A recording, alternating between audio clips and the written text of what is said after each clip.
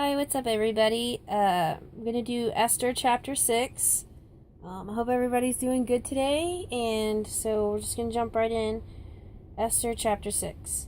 On that night could not the king sleep, and he commanded to bring the book of records of the Chronicles, and they were read before the king, and it was found written that Mordecai had told of Bigthana and Teresh, two of the king's chamberlains, the keepers of the door, who sought to lay hand on King Ahasuerus. And the king said, "What honor and dignity hath been done to Mordecai for this?" So the king couldn't sleep that night, so there's something going on. He was feeling something, obviously, to be not sleeping. And so since he was bothered, he had two of his chamberlains come in and read him the Chronicles to kind of have peace of mind and try to figure out what this feeling is. I mean, I know when I ain't sleeping at night, it's because I'm thinking too much, something's going on. So obviously he's having some feelings here. And verse 3, and the king said, "What honor and dignity hath been done to Mordecai for this?"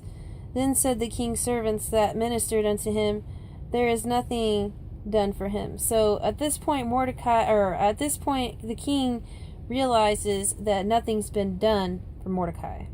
So he's starting to kind of figure out a little bit of what's really going on behind the scenes here. A little bit. Verse 4, and the king said, "Who is in the court?" Now Haman was come into the outward court of the king's house to speak unto the king to hang Mordecai on the gallows that he had prepared for him. Now Haman had, with the last chapter, we know Haman was trying to get the gallows ready to kill Mordecai. And verse 5, and the king's servant said unto him, "Behold, Haman standeth in the court." And the king said, "Let him come in." Verse 6, so Haman came in, and the king said unto him, "What shall be done unto the man who the king delighteth to honor?" Now Haman thought in his heart, "To whom would the king delight in to honor more than to myself?"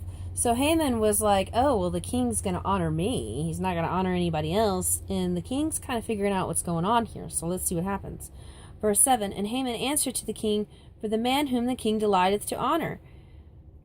And verse 8, let the royal apparel be brought which the king useth to wear, and the horse that the king rideth upon, and the crown royal which is set upon his head. Verse 9, and let this apparel and horse be delivered to the hand of the one of the king's most noble princes, that they may array the man withal whom the king delighteth to honor, and bring him on horseback through the street of the city, and proclaim before him, "Thus shall it be done to the man whom the king delighteth to honor." So this is Haman's idea.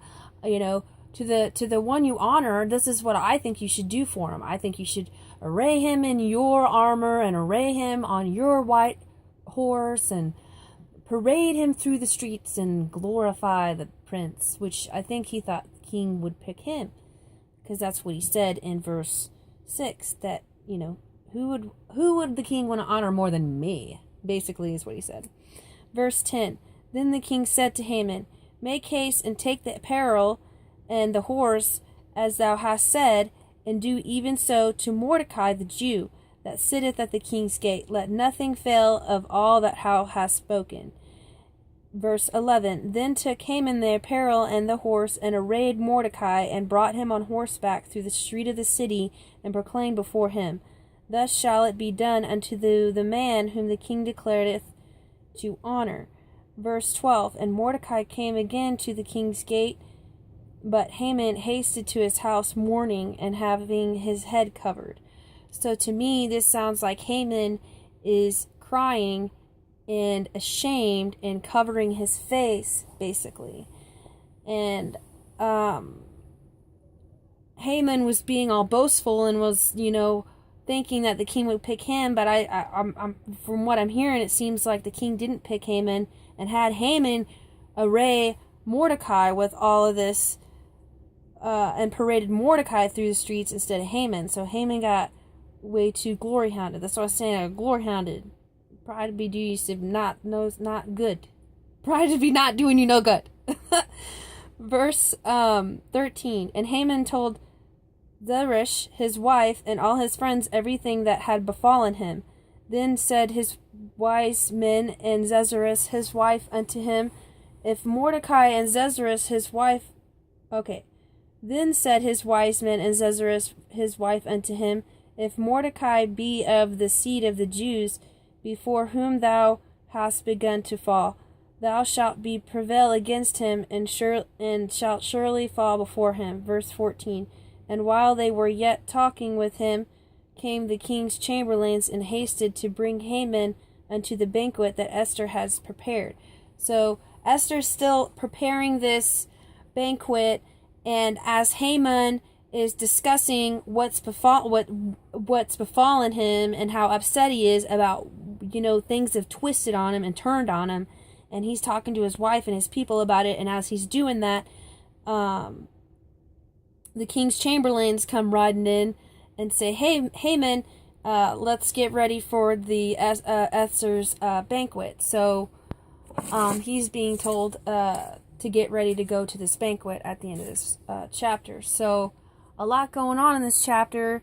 I had to read it a couple times to really kind of make sure I was doing it justice, because I want to make sure I'm getting the story right and I'm not twisting it or, on accident. I would never twist it on purpose, of course. So that's why I want, people to correct me if, they feel like I'm not hitting the mark on certain things, because I want to make sure I'm hitting the mark. And let's see here. Let's see if I can't get... I was going to try to... Hold on. Let me put you guys down for a minute.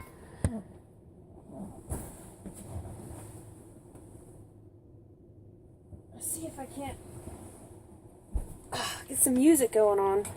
Do a couple songs. And call her good. Since I'm not up in the mountains, at least I can play a little music, huh?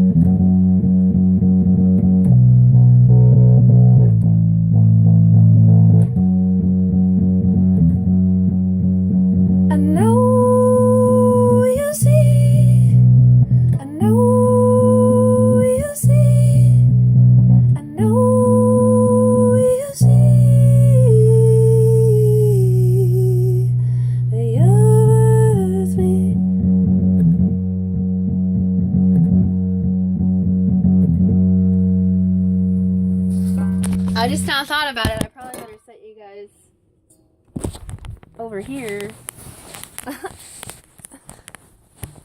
So you might be able to hear both of me singing and the bass a little better. I don't know. It seems to level out a little better right here. Let's see. What's the other? Let's see.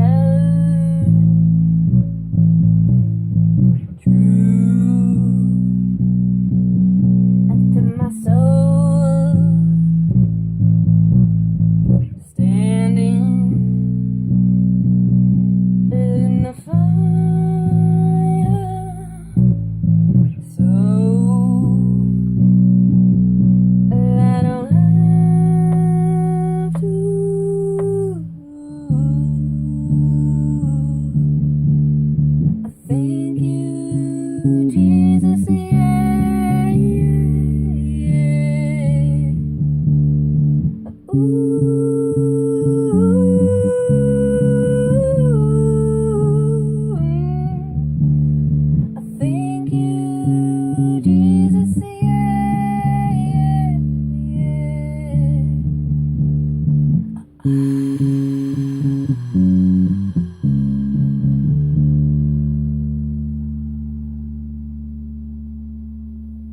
I hope you guys like that. Love and peace.